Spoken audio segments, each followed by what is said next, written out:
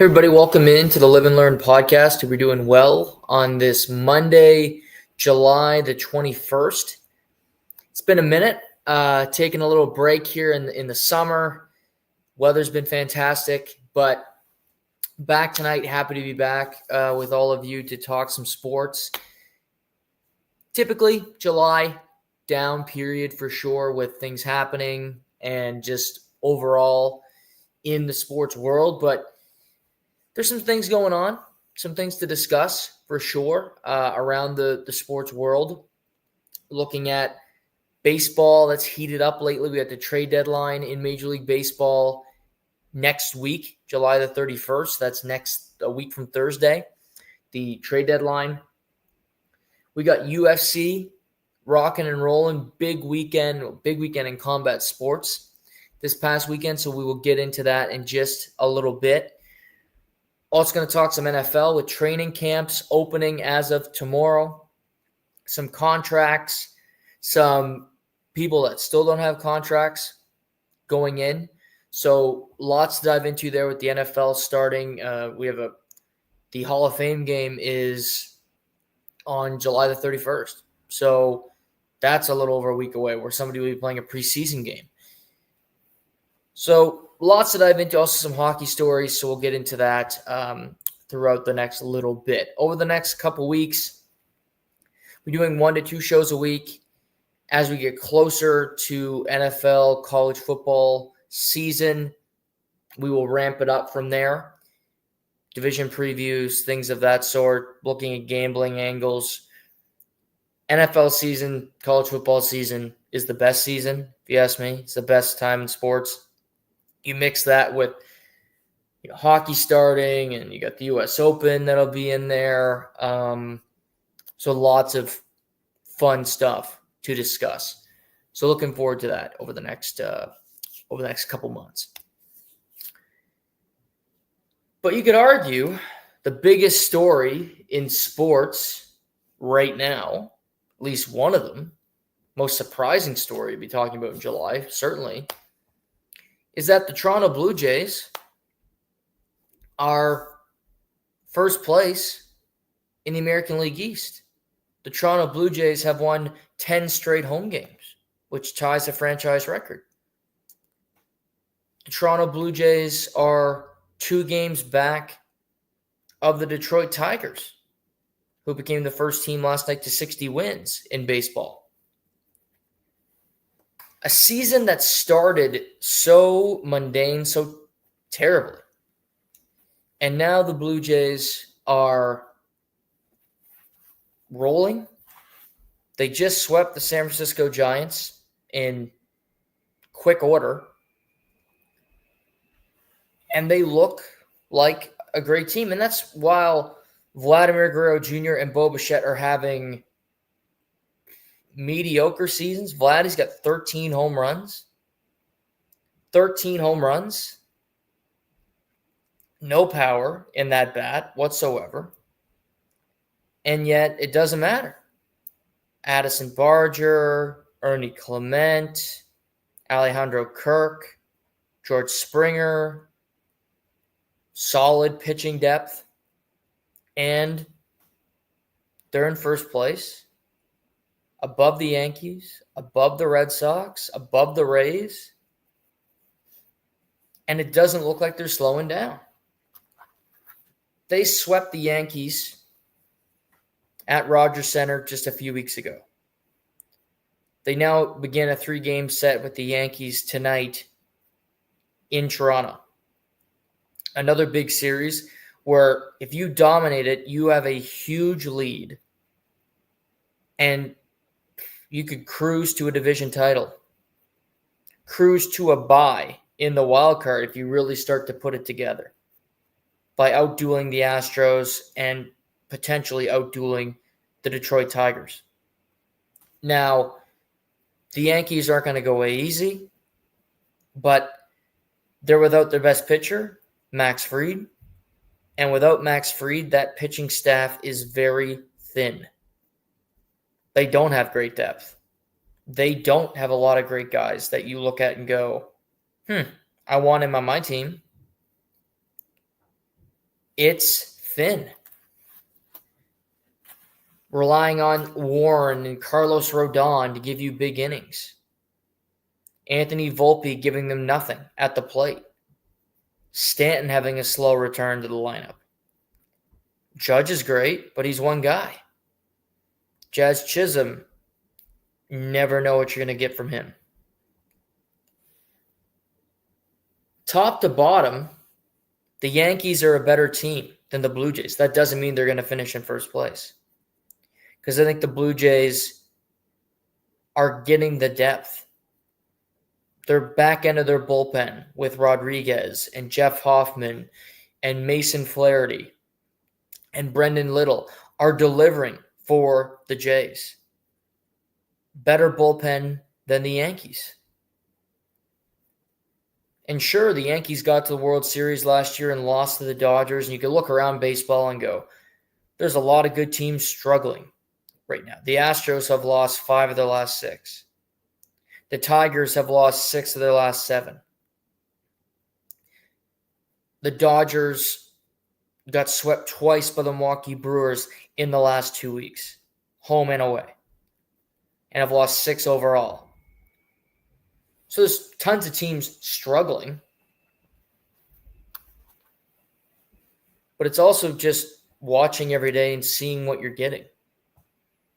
Getting good at bats, but from guys like Loberfido and Clement and Barger going 4 for 4 on Saturday. It adds up. It helps you win. Now I think for the Blue Jays, it's about the trade deadline and how aggressive do you want to be. And if I'm Mark Shapiro, if I'm Ross Atkins, it's pedal to the floor. We are trying to win. And I'm not saying that because I'm not a fan. I could care less how they do. But I just think it's the overall picture. You look around and go, okay, Yankees are in our division. We've played them pretty well this year. We feel really good about beating them if we're at home, which if we keep winning, we will be. So that checks a box. So, okay, Yankees, maybe they get a little healthier, but even then, they wouldn't scare me. Judge scares me, but you could walk him every at-bat, which the Blue Jays did a lot of just a couple weeks ago in the series that they swept. He got walked 8 times in 4 games. They won all 4 games. He doesn't see a pitch, he can't hit it, period. So you can work your way around a problem. So the Yankees, while a good team, have good players, have big expectations, don't really fear me. And that could be arrogance, but they just don't. You look around and say, okay, the Detroit Tigers. I like the Detroit Tigers. I really like A.J. Hinch as a manager. I think Tariq Skubal is the best pitcher in baseball. Better than Skeens, better than The Miz, better than whoever. I'll take Skubal. You can take player X. I'll feel pretty good about it. Javi Baez, what a turnaround of a season. Spencer Torkelson, you're starting to see the power from his bat. Finally, a former first overall pick. They're a team that doesn't have a huge payroll, but they win. And they're a team that'll be interesting to see how they approach it, what they want to do, because they've had an awesome, and it's more than the first half. I mean, we're getting close to 100 games played here.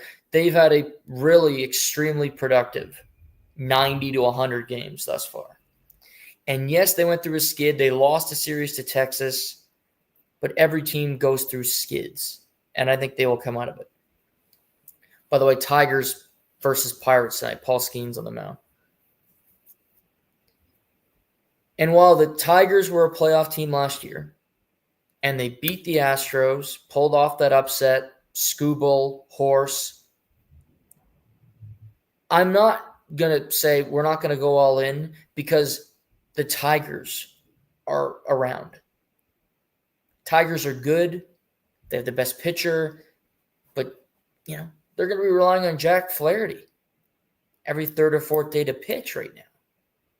He's got a near 6 ERA. I don't want him. They're a good team. Are they better than Toronto right now? Yeah.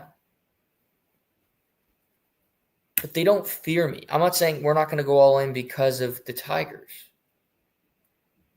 Same with the Astros.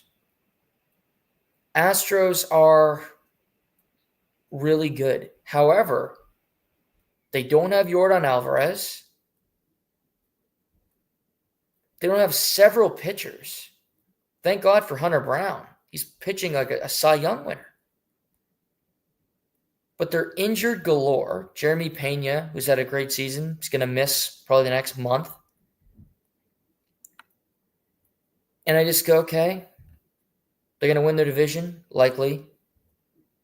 Good team, yes. More playoff experience in Toronto, sure. But they lost to the Tigers last year as a big favorite. And sure, they let Bregman go and they stay consistent. They let Correa go and they stay consistent. But they didn't win last year. They didn't get close to winning. If I'm the Blue Jays, it's the year to say, screw it. Let's go for this. There's no team. The Red Sox have Garrett Crochet, and Garrett Crochet is a stud. Stud. Great signing, horse. He's right up there with Skubal for the Cy Young. And we're playing great before the break. They lost 2 out of 3 to the Cubs. No shame in that because the Cubs are quite good. But Bregman, 1-year deal, probably going to leave. Roman Anthony probably called up too soon because it was desperate. Red Sox aren't better than the Blue Jays. They just aren't, and I don't think they will be this year. They had expectations. I don't care. So, if I'm Toronto, I want a starting pitcher of impact, and I want a good position player, preferably in the outfield. Because I don't want Clement or Barger playing there every other day. I want my position set. And I can put guys on the bench that I like. You can have Heineman, your backup catcher. You can have Loperfido on there. Good bench guys. Starting pitcher, I am calling the American League, and I'm going to the Central. Because the American League Central is obvious. The Tigers are winning that division. Nobody else has a chance. And when I say nobody, I mean nobody. It's over. It's a wrap. I don't think any team from that division is going to be a wild card team. They had 3 playoff teams from that division last year. KC, Cleveland, and Detroit. Not happening. Not this year. Looking around, Guardians are 4.5 back. They're not getting in there. They're not catching the Red Sox. They're not catching the Mariners, the Yankees. I don't think so anyway. They've won 10 in a row, but they're still 2 games below 500. Woof. So, you got Twins, you got Kansas City, you got the White Sox, woof, and Cleveland. Minnesota's a team, an interesting one to me. John Ryan pitched yesterday for the Twins. If you don't know him, don't blame you. Twins baseball, not exactly riveting. But he pitched against the Rockies, who stink. But he went 7 innings, 11 strikeouts to get a 2.63 ERA. I wouldn't call him an ace, but he's a guy that's going to start. And I think if you look at the Jays, you got Berrios, who was no good yesterday, and you have Gosman, and you have Bassett, he scares me. He's always iffy.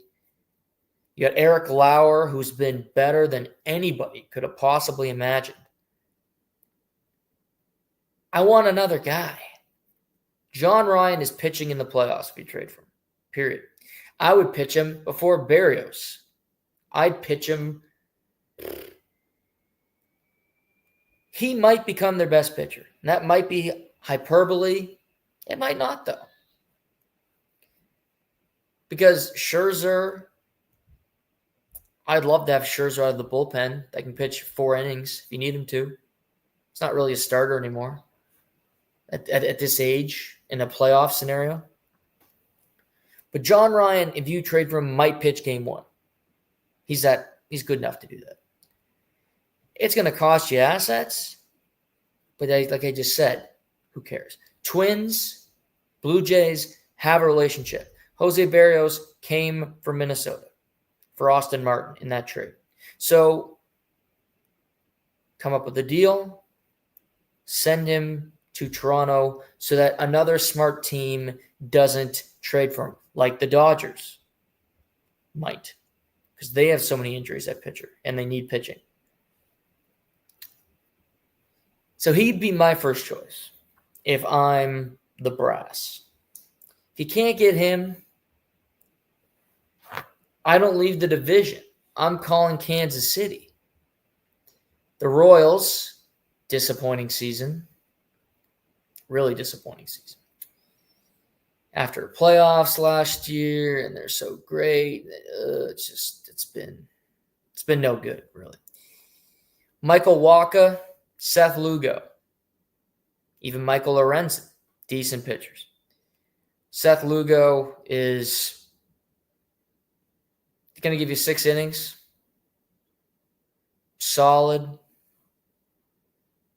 6-5, 18 games started this year, 2.94 ERA, 107 innings. Good pitcher. Not as good as John Ryan. Maybe starts a game 3 in a DS. Maybe he doesn't. Maybe starts a game 4 in a CS. But he's an upgrade, and he's depth. He's a good pitcher. So he would come to mind for me as well. Calling up the Kansas City Twins. So Kansas City Royals, Minnesota Twins. My mistake. You could look at the Orioles. You got Dean Kramer, who's a good pitcher. But I don't know if they want to trade in division. I like the AL Central. Teams that know they're out of it, that want to get something for players, cut down on payroll the last 2 months of the season because you're going to be out, so why bother? Pay players when you don't have to. Let a contending team do that. So those are my starting pitchers. I also mentioned you want an outfielder. Now, you could get an infielder. Be great if you could get Eugenio Suarez, who's a third baseman for the Diamondbacks, who's got 35 home runs now. 6 multi-home run games. Was on the Diamondbacks team that got to the World Series. He's got the 3rd most home runs in baseball this year behind only the Big Dumper and Aaron Judge. And he's a power bat, 34, pending UFA. Going to cost some money to somebody, but you don't got to be the sucker to pay him. Get him to hit some home runs for your team this year. Be really good in the playoffs, hopefully win a World Series, and let him walk. That's my plan. So if you could get him, of course, get him. Good player. Add him to your crew. So no pushback there. But I think outfield for the Blue Jays. Just another good outfielder that knows what he's doing. And that might sound really simplistic, but makes sense. A guy that came to mind was Kyle Stowers with the Marlins, but they're not going to trade him. Good player, was an all-star. Maybe they'll trade him for a haul, but I don't think so. He's a good player. That would have been nice. I don't think that's going to happen. So then you keep looking around and you go, okay, who could we get for this team? And again, I want an impact guy. I don't want some guy that you can hardly know his name. And then you go, like, what is this going to do for our team? Can he help us? Is it going to be worth it to get this guy? That's a different kettle of fish. That's a harder one. Because certain teams, you go, well, they're not going to trade that guy. Well, you don't know until you ask, which is another part of the problem. But you have to be creative because getting good outfielders, not easy. Also, a lot of teams that won't want to part with guys because they're still kind of in it, you know? So I look at two guys, both on the Arizona Diamondbacks, a team I don't think will make the playoffs. Probably expected to start the year, but they brought in Corbin Burns. He had Tommy John. They had Jordan Montgomery, Tommy John. They've been decimated with injuries. I love Corbin Carroll. Right fielder, leadoff hitter. I would argue he's the best player in the Diamondbacks. Well, do they want to trade him? Probably not. But again, you don't know until you ask. You don't know until you put a deal together. And I also look at Alek Thomas, center fielder, got some pop in his bat, got some speed on the bases, could also be a leadoff hitter. These two guys bring something different. Are they complete power bats? No. But the Blue Jays are not a power bat team. They don't hit that many home runs. It's not illegal to play small ball and win.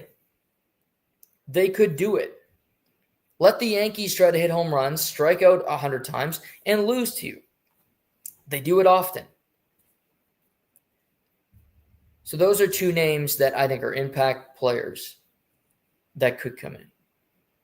And maybe it's a bigger deal. You get Thomas, Suarez, a bunch of prospects going back to Arizona in the deal. It has to make sense for both teams. Do the Blue Jays have the best prospects in baseball? No. If you look up their farm system, graded out by MLB.com, they are in the high teens. So they're not loaded with guys. But they do have guys that you go, I wonder if he could be something again. Would Alek Manoah intrigue a team? Maybe. Maybe there's something there where they go, okay, we'll take a chance on him. We've seen him pitch in the All-Star game. Maybe he can find it for us. You never know. And the team like Arizona, Corbin Burns is out all of next year. They signed him to a 5-year deal. Basically, 2 of those years, he's not pitching because of Tommy John. So next year's a wash too for them. They're not going to spend a lot of money in the offseason, I don't think anyway. Partly because they're paying guys right now to not play because they're hurt. And they're not a huge payroll team. They're not a huge revenue team out in Arizona in the heat. But the Blue Jays got the Yankees for 3 this week. Then they got the Tigers in Detroit for 4. Be aggressive. Try to get the best players. Getting a lefty out of the bullpen that has a 4 ERA, that's been their play in years past. That's not good enough this year because you're good enough to try to win. Doesn't mean you're going to. But I think they're good enough to give it a chance. This isn't when they played the Twins, you go, oh my God, they beat the Twins, they could go to the World Series. Like, who believed that? Jeff Blair? Like, nobody else. Fucking the brass didn't believe that. But this year, could they beat anybody in the American League? Yes, without question. Because nobody's that good. Yankees are fine. Okay, yeah, they're fucking boring to watch, but yes, they're okay. And yes, Houston's pretty good. And the Mariners aren't bad. And the Red Sox could be a wild card team that loses 2 straight to whoever. Houston. Whoop-de-doo. But you can beat these teams. Be aggressive. Outside of the Blue Jays, the most interesting thing happening in baseball right now, outside of just build up to the trade deadline and seeing where teams land and what they do, it has to be the play of the Milwaukee Brewers and the race for the Brewers to take the lead in the NL Central. Since May 24th, the Brewers are 32-14, 758 win percentage. They have swept the Los Angeles Dodgers twice.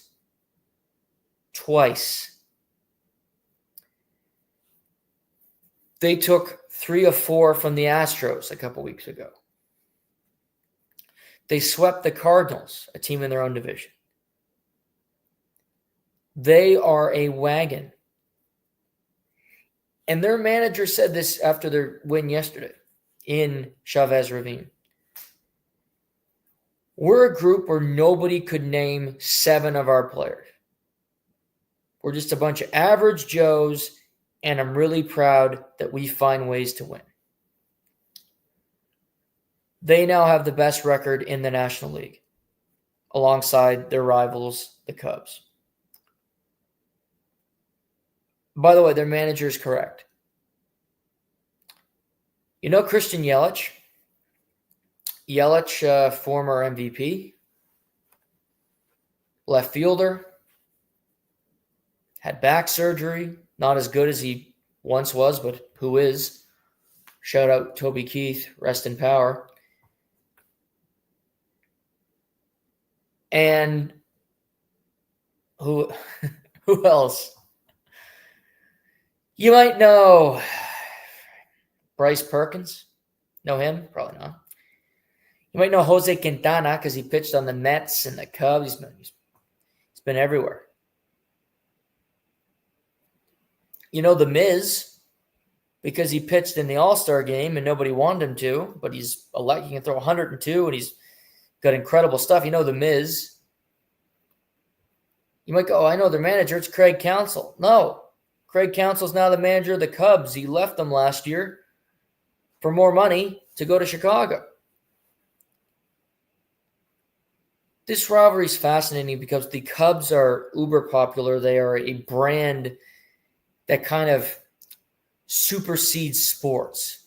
Yankees, Cubs, Blue Jays, Cowboys, Wrigley Field, Chicago. Since the Cubs won the World Series for the first time in 108 years in 2016, the Milwaukee Brewers have won the division 4 times. The Cubs have won the division 0. The Cubs have the 11th payroll in baseball. The Milwaukee Brewers have the 24th payroll in baseball. The Cubs, since May 24th, have a .580 winning percentage. Very good. It's just that Milwaukee has been incredible over that span. 758. And now, since the first time since April 12th, the Cubs do not have an outright lead in the National League Central. And Craig Counsell and the people in Chicago are shitting bricks. They're paying that manager $8 million a year. And in large part, they're paying him $8 million a year to be better than Milwaukee. They weren't last year. They didn't make the playoffs. They trade for Kyle Tucker from Houston. He's been great. He's going to want a lot of money. Pete Crow Armstrong, stud.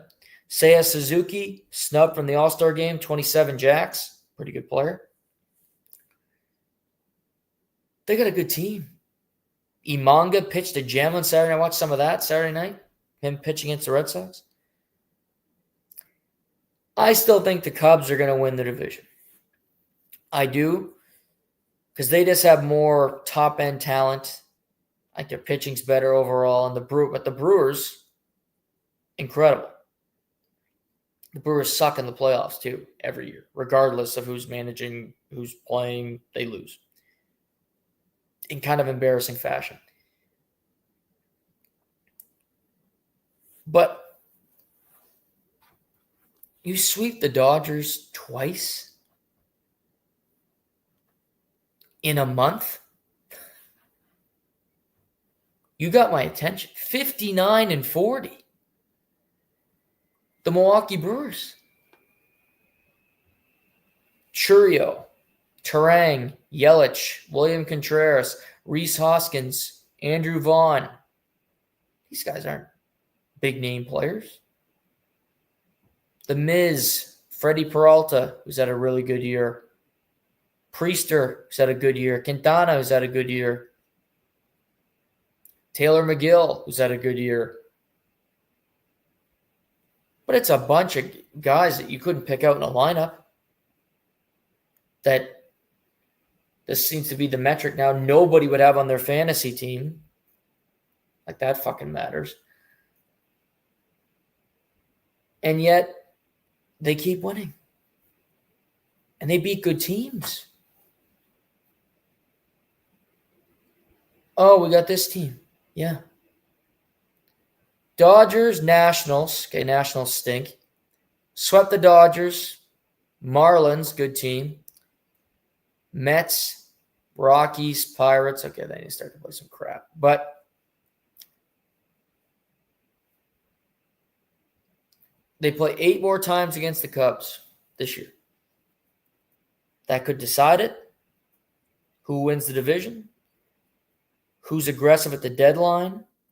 How does Milwaukee approach it? Just interesting. Watching them do their thing. Another team. No payroll. Playing really good baseball. The Marlins. Marlins took 2 out of 3 from the Royals this weekend. Kyle Stowers. Multi-home runs. Game on Friday. They are in the race. They're not going to be a playoff team, in my mind. 7.5 back. Seems like a lot, but you never know. But to be 46-52, fighting to get around 500, with the 28th ranked payroll in baseball, that's impressive. Chasing the Padres, chasing the Mets, the Brewers. Unlikely to happen. But they impress me. They battle every night. 3 games up on the Braves. Might finish higher in the standing than the Braves, which is incredible.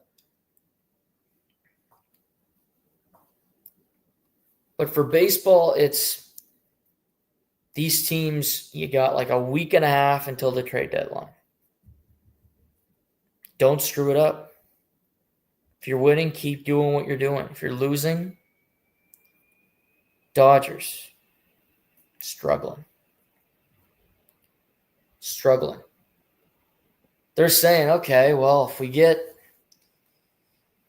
our guys back, and if we get our pitchers, Glass now, and we get Snell, and we get all these guys back, what if you don't? What if those guys aren't available to you the rest of the year? How do you feel? I don't think they feel that good. I wouldn't. Their pitching sucks. You're relying on Clayton Kershaw to pitch regularly. This isn't 10 years ago. This is last legs, Clayton Kershaw. They'll win their division, no problem. They're still a great team. And if they're healthy, they'll win the World Series. No doubt. If they're healthy, they have the best team in baseball. But that's the big thing about health. It's if we have these guys, if they don't know that. You look around and compare and you go, well, the Cubs have Kyle Tucker and have Pete Crow Armstrong and have Imanga and have, good pitchers ready to go. Can play tonight, play next week. Doesn't matter. Dodgers don't. They rushed Ohtani back because they need him to pitch. Doing his opener shit, pitching an inning here, 2 innings there. He's on the mound tonight, playing the Twins.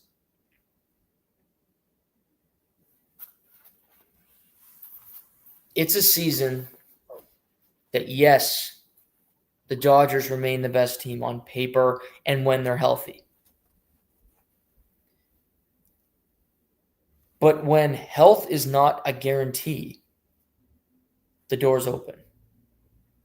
Something crazy can happen. Something different can come about. Baseball's been fun. Been watching a lot of it. Entertaining. Love the changes. It's a different sport. It's a better sport now than it was years ago. Pitch clock's great. All-Star game was fun. The swing off, I didn't mind. And I didn't watch all the All-Star. I'm not going to lie and pretend I watched all. I watched 2 innings. Watched Skeen's pitch because I wanted to see that. And then I watched highlights because I was watching Slow Horses. So let me tell you, if you haven't seen Slow Horses with Gary Oldman, great show. Great show. Love Slow Horses. Apple TV Plus, if you're looking for it. Okay, let's move from baseball to the National Football League. As I said earlier, the NFL training camps open mañana. Everybody reporting for duty. Now, there's still storylines. Micah Parsons wants a new contract. He's one of the best one of the best players in the NFL, period. And he plays for them Cowboys with old Jerry Jones down there in Fort Worth, Texas. And he's going to show up for training camp despite not having a new contract. He's being a good teammate, approaching it the right way. Jerry Jones, and I love Jerry Jones because he's just a content machine. And when you're rich and you're old, you really don't give a shit. You start really saying stupid stuff. At least in my opinion, stupid stuff. And Jerry today met with the media and said, it's just the times you're in and the money you're at. They understand. I'm not trying to be cute, but it's all relevant. Again, I don't have any issue. I'm not concerned at all about what our team can be this year in development too and what we can make of training camp. I'm not at all concerned about a contract that involves or affects that in any way. He said, however, this could be a simpler process. I'd want to take the money. He could get hit by a car tomorrow.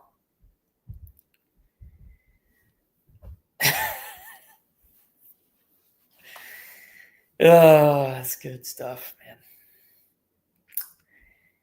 man. Okay. Micah Parsons, been really effective. And he's been a good player on a bad team, at least last year anyway. Cowboys missed the playoffs. Eagles, team in your own division, win the Super Bowl. Not a great look. And now this happened with CeeDee Lamb. This happened with Dak Prescott. Nickel and diming and waiting until the last second to sign a deal and costing yourself more money. He gave in to all of them. He'll give in to Micah. CD signed a week before the season started last year. Get his big extension. And I'm not even mad with the contracts because CD, Micah are two of the best players in football, period, at their positions. However, when you could sign them months ago for less money and you choose yet to be stubborn and not do that, it makes no sense. You hurt your team because there's a salary cap and you can only spend so much money, and then the rest of your core suffers, which if you look at Dallas right now, other than CD, their receivers suck. They don't have a great tight end. Their running back room is really thin, and I don't think they have a great team. So Jerry Jones is just, he's so arrogant that he thinks he can outsmart the process, outsmart the sport, and he can't. He's a great business guy. He's one of the best marketers in human history. If you look right now, Jake Paul, Jerry Jones, they know how to hype something up. They're better than Dana White, than Eddie Hearn, any of these fight promoters. But hyping up the Cowboys is done. They're America's team. If you don't root for the Cowboys, you don't root for Jesus. Anything you want to come up with.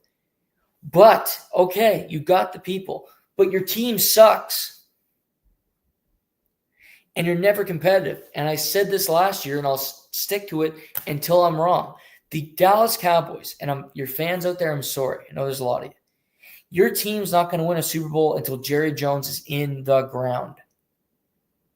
Because he's a hindrance and not a reason for success, for optimism.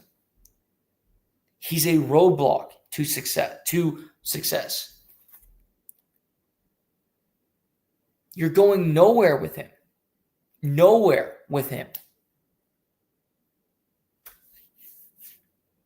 The Micah deal should be done, wrapped up in a bow, but it's complicated and there's hurt feelings.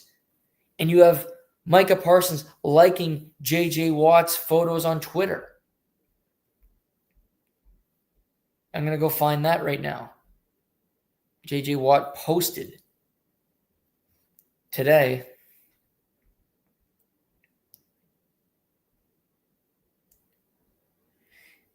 He says, at any time you can publicly take a dig at your star quarterback and your star pass rusher simultaneously right before the season begins, you just got to take it, ... Nothing makes guys want to fight for you more than hearing how upset you are that they got hurt while fighting for you. And Micah liked that tweet, by the way.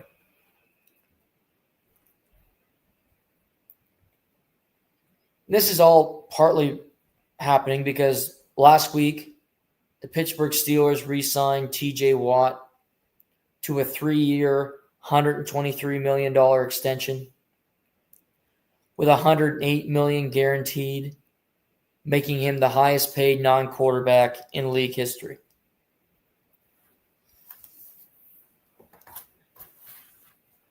TJ Watt is a star, super productive, a machine. But he's going to be 31 in October. And that's not ancient, but it's not young in football years. Micah Parsons is 25, I believe. 26. 5 years younger than TJ Watt in the prime of his career.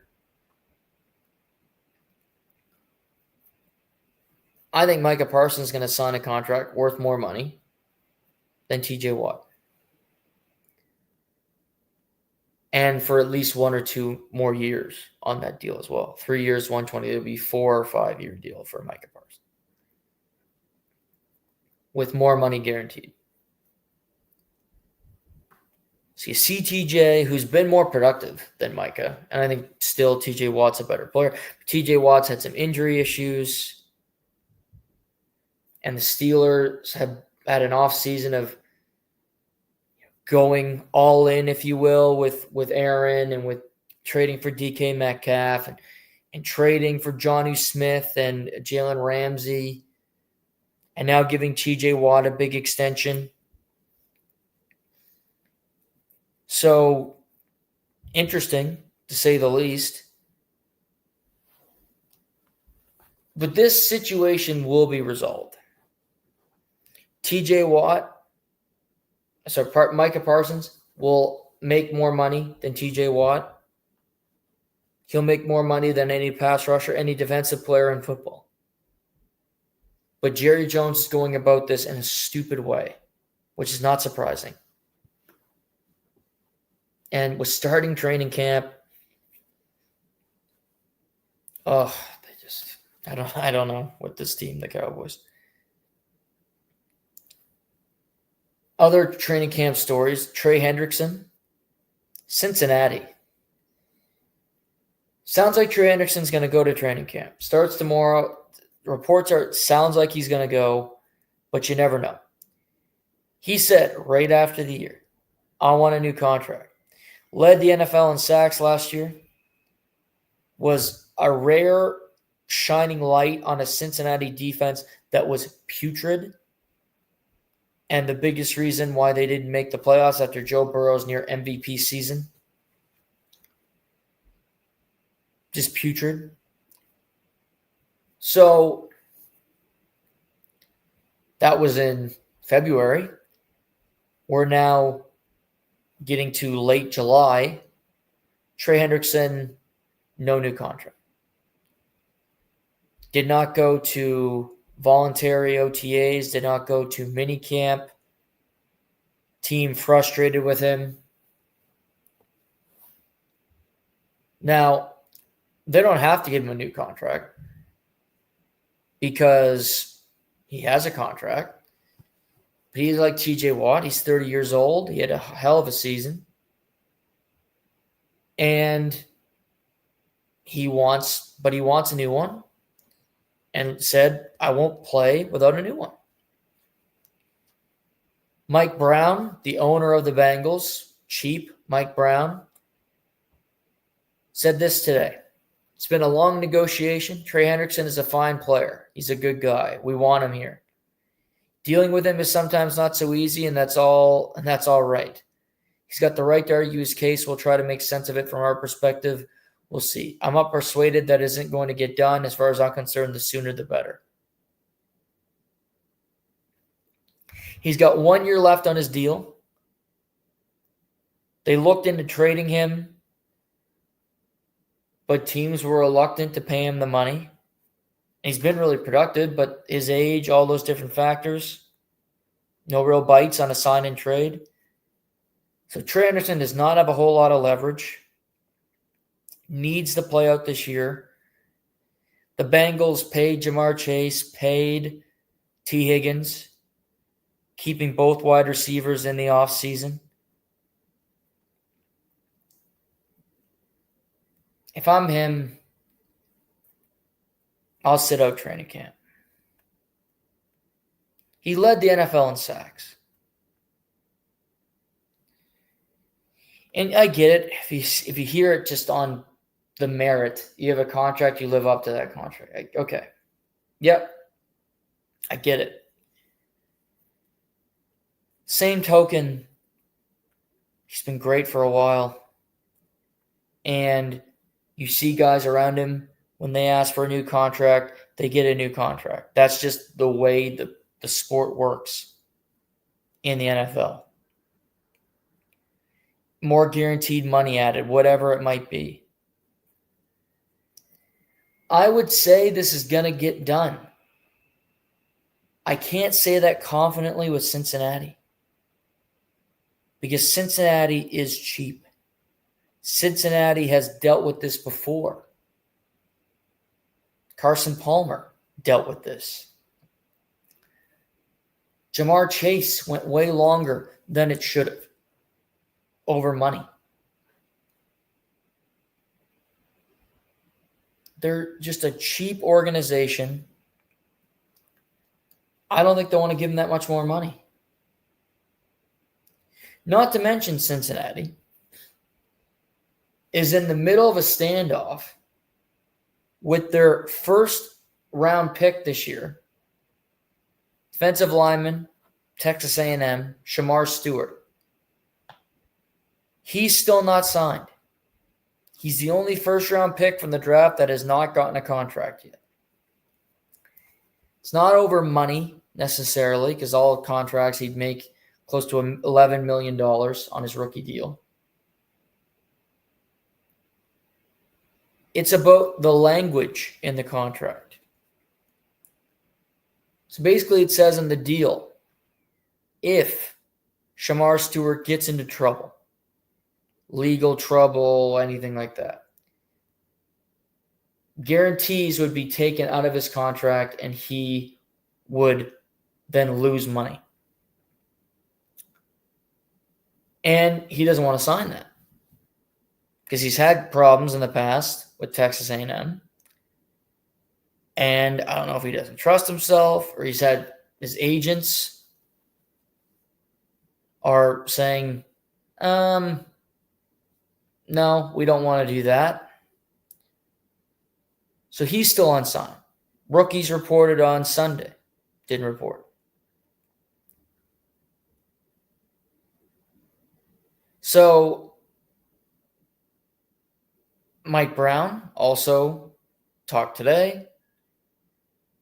Said it was foolishness that the team and Stewart have been unable to sign a contract. He was the 17th overall pick in the draft. It's all about, we've been here for a long time. It's never happened. That's holding up this contract, Brown said Monday. From our vantage point, it's a form of foolishness. It's just out to be done.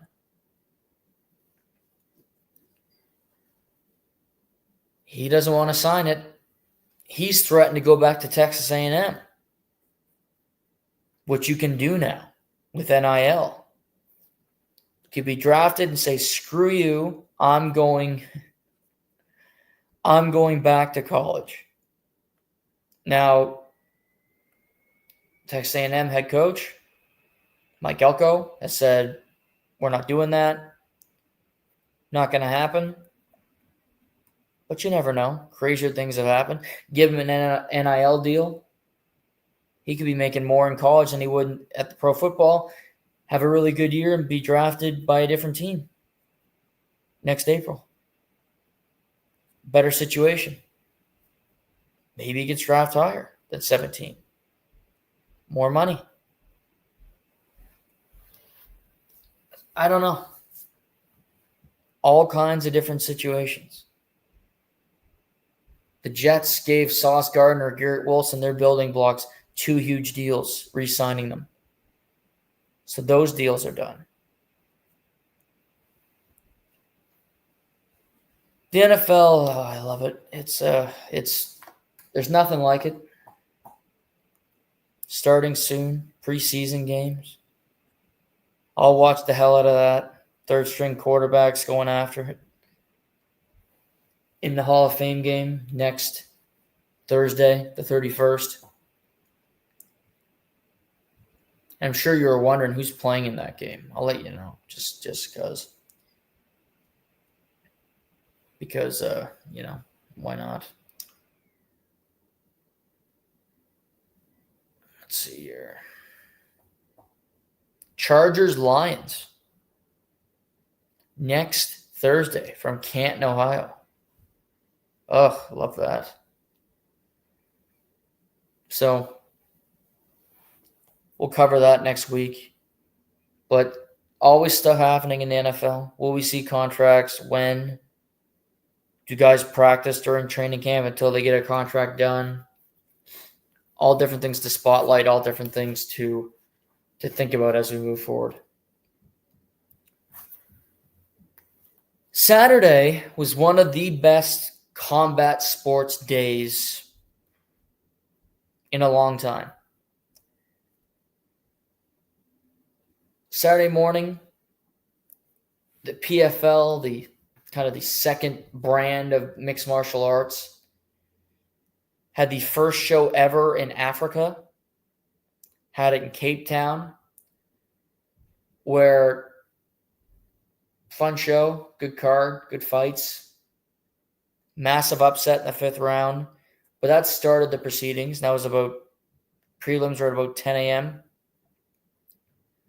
So you go from that to Alexander Usyk, Daniel Dubois at Wembley Stadium in Fogio London. Alexander Usyk defeats Daniel Dubois for the second time. He becomes an undisputed heavyweight champion for the second time in his career. You could argue he's the best heavyweight of all time.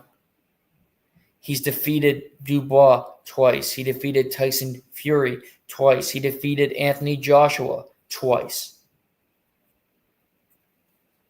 He's incredible, knocking him out in the 5th round. An undersized heavyweight. And yet he's so crisp, the best in the world, beat the Gypsy King twice in Tyson Fury. So that was a lot of fun. Then you move from that to the Bayou, New Orleans. First time the UFC was in New Orleans in 10 years. And why did they go to New Orleans? Because it was the final send-off, the retirement for El Diamante, Dustin the Diamond Poirier. Dustin has been in the UFC for 15 years. Incredible career. Fought Max Holloway 3 times. Fought Conor McGregor 3 times. Fought Justin Gaethje 2 times. Fought Khabib Nurmagomedov. Fought Islam Makhachev. Fought Michael Johnson. Charles Oliveira. Been in there with the best of the best. Featherweight, lightweight. He's been one of the most game guys in the promotion's history. Will fight anybody. Short notice, build up a card. His win over Conor McGregor, one of the biggest wins in recent memory. I remember watching him when he knocks him out. Their bitter rivalry. He's beaten, McGregor, a former champ. He beat Eddie Alvarez, a former champ. Fought Islam Makhachev last June. 5 rounds, hard-fought loss. But he's just a gamer. And they love him, the UFC, and they say, okay, your final fight, we're doing it in New Orleans. Smoothie King Center. And it was a beautiful send-off for Dustin Poirier on a multitude of fronts. Number one, the fight delivered. It was the 3rd iteration of Max Holloway and Dustin Poirier. And you could go, oh, we've seen this. But it felt fresh. It felt fun. And it was 5 rounds of epic boxing. Both guys getting knocked down. A drag-out fight that Max Holloway won pretty easily. I thought the Diamond was going to knock him out. Because Poirier, I thought, took Max Holloway's chin. But not yet. And we'll talk about Max in a second. But Dustin lost his retirement fight like many people do. Shogun Rua. Frankie Edgar, a brutal TKO loss at Madison Square Garden. It's rare to see somebody go out, the Robbie Lawler going out in such great fashion. Those are the rarities. Some guys hang on, wait. Look at El Kakui, Tony Ferguson, losing 7 in a row on this way out of the UFC. So, yes, he lost, but he didn't get tagged. He went all 5 rounds. It was a great fight, great story, a lot of respect, and I loved every second of it. After the fight, Max Holloway leaves the cage right away because Max Holloway is a class act. And Dustin gets to talk to the people of New Orleans, his people. His wife, his daughter, his close family comes into the cage, and they play him a beautiful video package, not only of his highlights, but Israel Adesanya and Daniel Cormier and Alex Volkanovski talking about his career, what he did, what he delivered.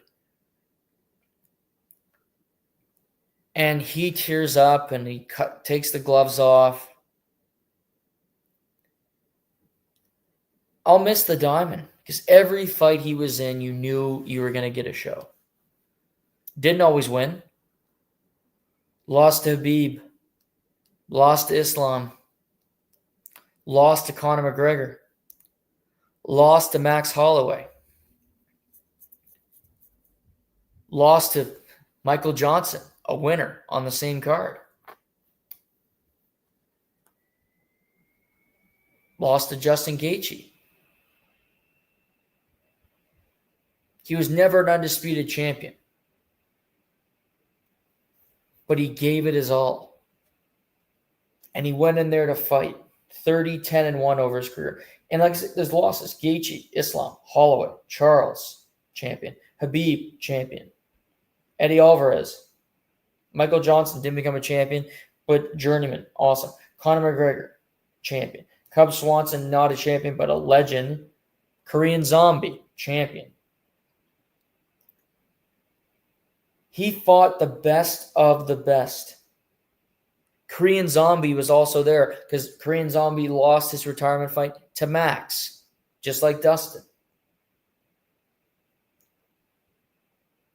I mean, beats Gaethje, beats Anthony Pettis, beats Eddie Alvarez, beats Holloway twice, beats Dan Hooker, beats McGregor twice, submits Michael Chandler, knocks out Benoit Saint Denis. Incredible career, taking on all comers. And a future Hall of Famer. Maybe he coaches. Maybe he'll box down the line. But he's still got his faculties. He's still sharp. He's done some desk work for ESPN. I just thought it was a really great night. And the fight was fun. The fight felt fresh. Yes, with the third iteration. It was a great fight. Dustin had his moments. He had his chances. But the guy's a star. The guy's a stud. And I just think he was awesome. The way it was done, the way it was handled. He was treated like a star, like somebody that carried the UFC brand, which he did. Incredible. No headlines, no bullshit with Dustin Poirier. Went about his business, fought guys, put on great performances, moved on. Max Holloway. Max Holloway is now a lightweight. The fact that he was a featherweight for so long is crazy. So I was messaging my great friend of the show, Casey Ward, about this because my friends, I bring them over to the dark side because now Casey is a full-blown MMA addict like myself, and we can discuss this. He bought a card at his home, not even with me, and we're texting about it. Max Holloway looks like a lightweight. He looks massive. He looks so big in that cage. He could look like you could make 170. And this is his weight class. He's got a new, rejuvenated sense of life, I think. That's what I get from it. Not making that hard cut anymore. 155. Beat Dustin at 155. Beat Justin, beat Dustin at 155. And now he's the BMF champ still. But he didn't get knocked out, overcomes the Poirier loss, and he goes, okay, what do I have to do to get my chance with Poirier again? That's what his thought is. He did it once with Volkanovski to get another crack, to get another beating all these guys. Because lightweight's fascinating. Because you got Ilya Topuria, who's the champ, who's arguably, because McGregor doesn't fight and John Jones retired, but now he wants to come back. Ilya Topuria to me is the biggest star in the UFC. So you have him at the top of that division. Who does he fight next? Some say fight Paddy Pimblett. I think that fight can happen. I wouldn't do it yet. Because I trust both guys to keep winning fights. You want to prolong it, and you do it International Fight Week next year. Those two guys. Or maybe do it in like a Miami card next year. Those two guys headlining. I think both guys should fight before that fight. So what do you do?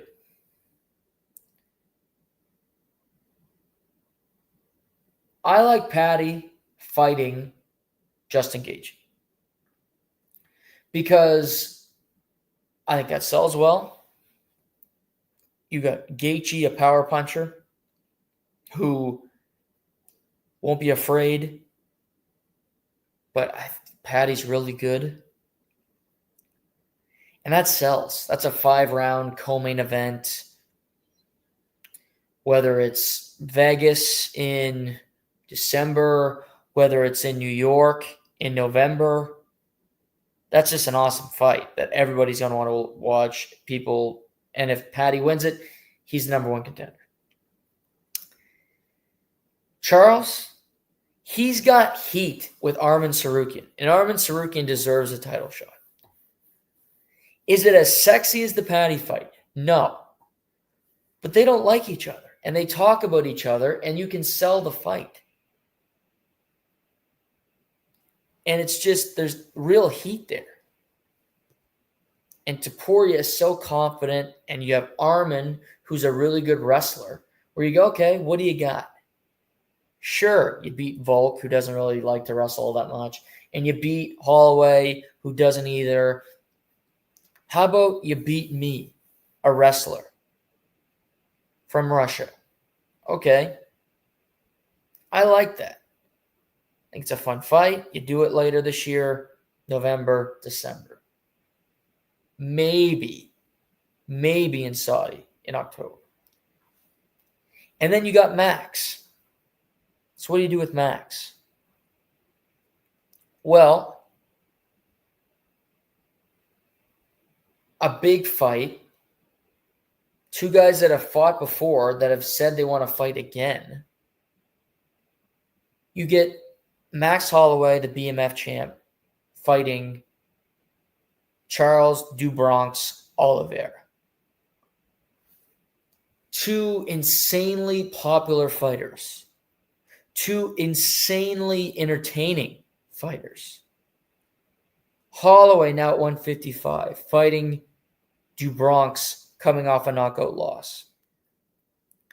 Can he do what Max did and bounce back after being knocked out by Ilya Topuria? It sells. Now, Max Paddy, also super fun. Love it. Sign up for it. We'll watch in 5 seconds. But I don't know if the UFC, I think, could be scared with that because Max is so good. And I don't want your golden goose to go up against, I think you're happier putting him up against Gaethje. Because I think Paddy beats Gaethje pretty easily, by the way. Finishes him. But at the same time, you can go, okay, we still got this fun fight in the can, and we'll give Justin a chance. And we'll tell him before, if you win this fight, you're the number one contender. You lose, maybe retires. Long career. And I think that's okay. But they have options. Lightweight's fun. A lot of good guys, a great entertaining champion who delivers, knocks people the hell out every time he gets in there. So that's fun for everybody involved. Co-main event, we saw Paulo Costa defeat Roman Kopylov. Costa's first win in 3 years. He looked great. Looked vicious. Mean kicks to the body. He just looked like his old self, Paulo Costa. And then he calls out Chimaev, the Wolf, who's fighting Dricus du Plessis next month in Chi-Town, UFC 319, in my most anticipated fight of the year. I respected these. They both hate each other. They're supposed to fight years ago. Had to be called off. Paulo was on a losing streak. He's not going to get a fight with Chimaev, I don't think. But I appreciate it. He said he wants to return October, November. Keep fighting like that, he'll beat people. Period. Middleweight, he was kind of a forgotten guy, but you look at him and go, he's still got some game. If he's aggressive like that, he can be competitive. He's 13 in the rankings. I look at a guy, Brendan Allen. They just fought in the same card. That could make some sense. Roma Dolice could be fun. A lot of these other guys are booked. But him and Brendan Allen makes a ton of sense. Same card, same rest time. We'll see. Good for Borrachinha, Paulo Costa. Rest of the card, you had Kevin Holland, Daniel Rodriguez. What a scrap. Both guys just completely gassed. At times, it looks like both were going to knock each other out. Both survive it. D-Rod wins the first 2 rounds after a slow start from Kevin Holland. And D-Rod now has won 3 in a row. He's going to join the welterweight rankings. Fun fight. Kevin Holland, again, now his 4th fight on the year. He's 2-2. He said disappointing for him, the outcome. I don't know if we'll see him back right away because both guys took a lot of damage in that fight. Kevin Holland's fought 23 times since 2020. 23 times. Crazy. His activity level. Dude needs a break. Will he take one? Probably not, because it's Kevin Holland. Patricio Pitbull gets his first win in the UFC over Dan Ige. Lost to Yair Rodriguez in Miami. Quick turnaround, April to July. Gets a win. Looked very good in this fight. Looked like the Pitbull that we saw in Bellator. Now joins the rankings at featherweight. So good for him. Tough one for Dan Ige. He had his opportunities for sure. Then you had Michael Johnson beating Daniel Zellhuber to open the card. Michael Johnson, 39 years old, knocked out Dustin Poirier a long time ago, a journeyman, and yet still getting it done, still beating highly touted prospects at 155 pounds. Good for Michael Johnson. Impressive showing. You had Vinicius Oliveira, a.k.a. Lopdog, great nickname, defeats Kyler Phillips in a entertaining, crazy fight. Keeps his hand low, always attacking. He's one of the more dangerous guys in the UFC, period. And 6th straight W for him. He calls out Umar Nurmagomedov to fight in the Middle East in October. I love it. UFC Will they book it? I don't know. He's dangerous. Dangerous guy. With crazy power, and he just attacks the whole fight. I love to watch him scrap. Let's see here. Brendan Allen defeats Marvin Vettori in their grudge match. Good fight there. Didn't get the finish. Both busted open. Both good boxing sequences. But Brendan Allen fighting at home gets a victory. Needed that after a number of losses in a row. Good to see. Really fun fight. Could have been on the main card. And then Atiba Gauthier from the Cameroon, fighting out of Manchester, knocked out Robert Valentin in 70 seconds. This guy's scary at middleweight, built like a Mack truck. And just, to start, you had 6 straight finishes to start the night. Because every fight on the early prelims, you had a finish. Carly Giudice from New Orleans, 3rd round, nasty knee to the liver, gets a finish. Bruno Ferreira, 1st round armbar. Ryan Spann chokes out Lucas Brodesky with a guillotine. Jimmy Crute, 1st round armbar over Marcin Prachnio. All in the prelims, all in the early prelims. Overall, I thought it was a great night for the UFC. Fun fights, great story. The legend gets to go on his own terms. I loved it. Then you had Manny Pacquiao to wrap up the night fighting in Las Vegas. 46 years old. He won the fight. And yet the refs ruled it a majority draw, which I think was bullshit. He beat Mario Barrios. The fact that he, in my opinion, beat a boxer in his prime at age 46 probably won't be his last fight. Probably should be, because you go, okay, I just, in my mind, beat the welterweight champion.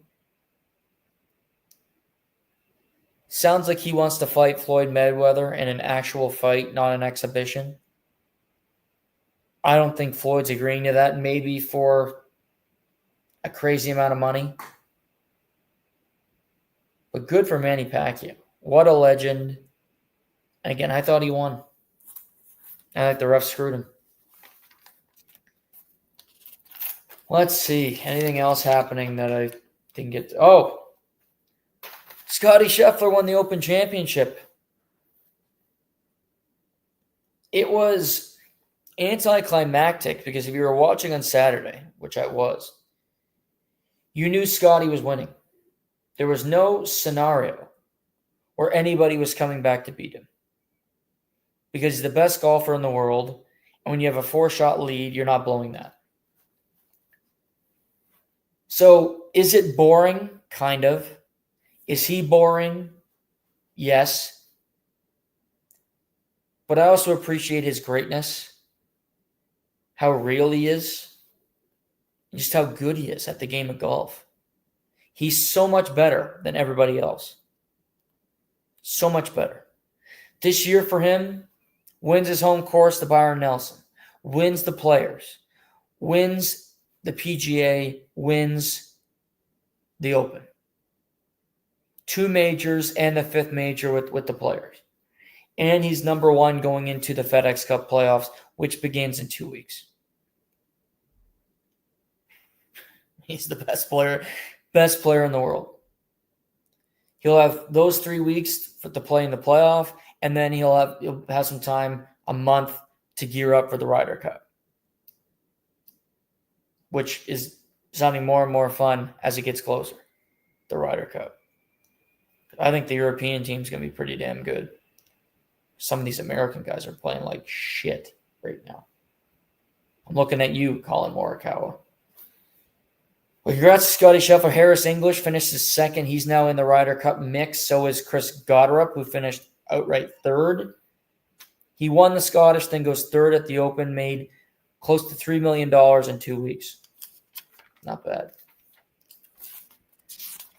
that's going to be it today. Like I said, we're going to do one show a week for the next couple, and then we'll get back into the swing of things, doing 2-3 a week as we get closer to football season. So we'll see you all again next Monday. Thanks for hanging out. Good to be back. Until then, I'm your host, Noah Warren, and this is the Live and Learn Podcast.